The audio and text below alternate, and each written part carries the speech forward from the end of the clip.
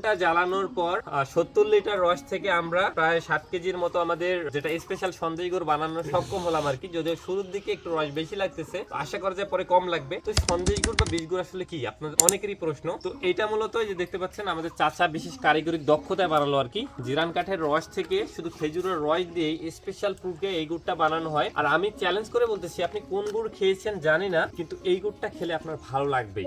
আমরা এটা আমাদের বিগত কাস্টমারদের খাওয়াইছি, তাদের যথেষ্ট রিভিউ পাইছি এবং চাচা দীর্ঘদিন ধরেই বানাচ্ছে। তো খেজুরের অন্যান্য গুলোর তুলনায় এটার একটা বিশেষত্ব হচ্ছে কি, আপনি গুড়টা এমনিতেই খেতে পারবেন।